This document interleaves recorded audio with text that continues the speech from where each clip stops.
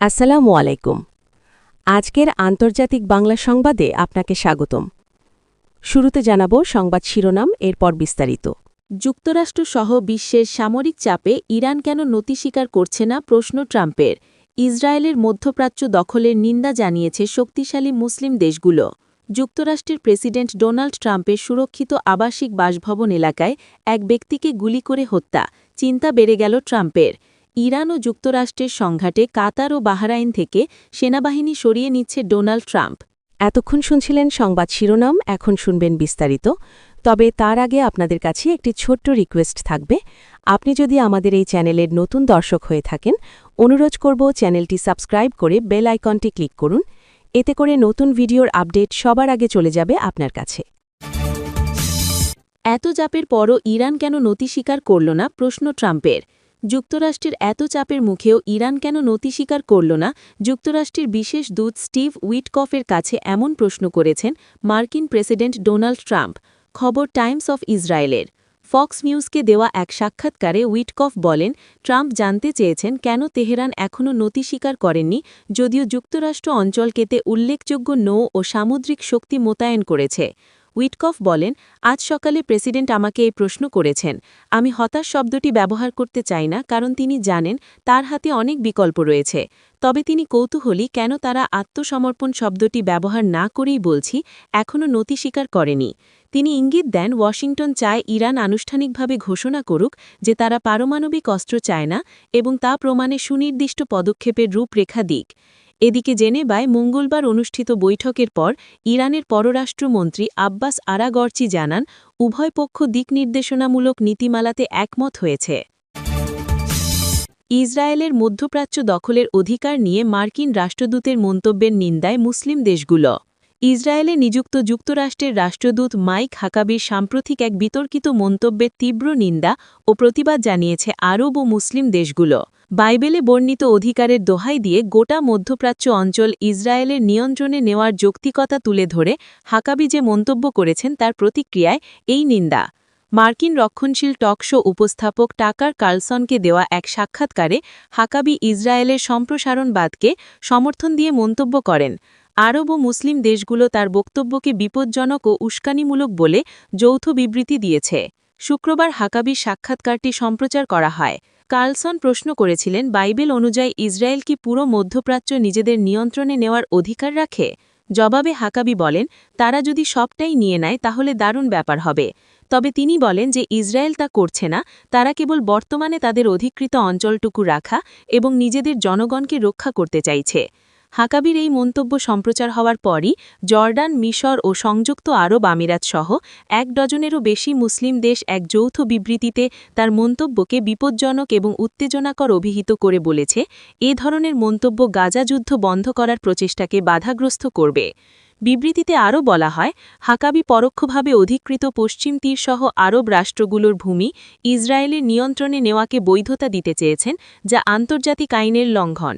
এটি গাজা যুদ্ধ অবসানে মার্কিন প্রেসিডেন্ট ডোনাল্ড ট্রাম্পের নিজস্ব পরিকল্পনারও বিরোধী, যেখানে ফিলিস্তিনিদের জন্য একটি স্বাধীন রাষ্ট্রের কথা বলা হয়েছে। সংযুক্ত আরব আমিরাত, ইউএই, মিশর, জর্ডান ছাড়াও এই বিবৃতিতে স্বাক্ষর করেছে ইন্দোনেশিয়া, পাকিস্তান, তুরস্ক, সৌদি আরব, Qatar, Kuwait, Oman, Bahrain, Lebanon, Syria এবং ফিলিস্তিন। তাছাড়া ইসলামী সহযোগিতা সংস্থা ওআইসি, আরব লীগ ও জিসিসিও এই নিন্দায় সামিল হয়েছে। হাকাবি অবশ্য পরে তার সবটাই নিয়ে নেওয়া সংক্রান্ত মন্তব্যকে কিছুটা অতিশয়োক্তি বলে বর্ণনা করেছেন। ফ্লোরিডায় ট্রাম্পের বাসভবনের সুরক্ষিত এলাকায় ঢুকে গুলিতে এক ব্যক্তি নিহত হয়েছে। যুক্তরাষ্ট্রের ফ্লোরিডায় প্রেসিডেন্ট ডোনাল্ড ট্রাম্পের মার-আ-লাগো বাসভবনের সুরক্ষিত এলাকায় ঢুকে এবং অবৈধভাবে প্রবেশ করার পর এক ব্যক্তিকে গুলি করে হত্যা করা হয়েছে বলে জানিয়েছে সিক্রেট সার্ভিস। স্থানীয় সময় রাত 1:30 নর্থ গেটের কাছে শটগান ও ফুয়েল ক্যান হাতে ধরা পড়ার পর তাকে গুলি করা হয়েছে। 20 কোঠার ওই ব্যক্তি অবৈধভাবে সুরক্ষিত এলাকায় ঢুকেছিল। তার পরিচয় এখনও জানানো হয়নি। নিরাপত্তা রক্ষীরা ওই ব্যক্তিকে সুরক্ষিত এলাকায় দেখে ফেলেছিল। পাম বিচের শেরিফ ব্র্যাডশ জানান, নিরাপত্তা রক্ষীরা এক শ্বেতাঙ্গ পুরুষকে একটি পেট্রোলের ক্যান ও শটগান বহন করতে দেখে। তারা ওই ব্যক্তিকে এগুলো ফেলে দিতে বলে। ওই ব্যক্তি জ্বালানির ক্যানটি ফেলে দিলেও শটগান তাক করে। সেই সময় হুমকি আঁচ করে নিরাপত্তা রক্ষীরা তাকে লক্ষ্য করে গুলি করে। ঘটনার সময় প্রেসিডেন্ট ডোনাল্ড ট্রাম্প ফ্লোরিডায় ছিলেন না। যুক্তরাষ্ট্রের গোয়েন্দা সংস্থা এফবিআই-এর মুখপাত্র ব্রেট স্কিলস বলেন, গুলির ঘটনা যেখানে ঘটেছে সেই এলাকাটি প্রেসিডেন্টের সুরক্ষার দায়িত্বে থাকা সিক্রেট সার্ভিস এজেন্টদের আওতায় সুরক্ষিত এলাকা। এফবিআই ঘটনার প্রমাণ সংগ্রহ করছে। যুক্তরাষ্ট্রের সিক্রেট সার্ভিসের বিশেষ এজেন্ট রাফায়েল বারোস বলেন, গুলির ঘটনায় কোনো আইন প্রয়োগকারী কর্মকর্তা আহত হননি। পাম বিচের শেরিফ ব্র্যাড শ সন্দেহভাজন ব্যক্তির শটগানটির ছবি হাতে তুলে ধরে দেখিয়েছেন। ছবির ব্যাকগ্রাউন্ডে লাল রঙের পেট্রোল কেন দেখা গেছে? অজ্ঞাত পরিচয় এই ব্যক্তির মার-আ-লাগো বাসভবনে প্রবেশের উদ্দেশ্য কী ছিল তা এখনও পুরোপুরি স্পষ্ট না হলেও প্রেসিডেন্ট ট্রাম্পকে সুরক্ষা দিতে গিয়ে সশস্ত্র সন্দেহভাজনদের সঙ্গে সংঘাত সিক্রেট সার্ভিস কর্মকর্তাদের জন্য এবারই প্রথম নয়। 2024 সালের সেপ্টেম্বরে সিক্রেট সার্ভিস এজেন্টরা ওয়েস্ট পাম বিচের গল্ফ ক্লাবে ঝোপের মধ্যে ঘাপটি মেরে বসে থাকা এক অস্ত্রধারীকে পাকড়াও করেছিল। পরে তার নাম রায়ান রুথ বলে জানানো হয় এবং মামলায় সে প্রেসিডেন্ট ট্রাম্পকে হত্যাচেষ্টার জন্য দোষী সাব্যস্ত হওয়ার পর তার যাবজ্জীবন কারাদণ্ড হয়।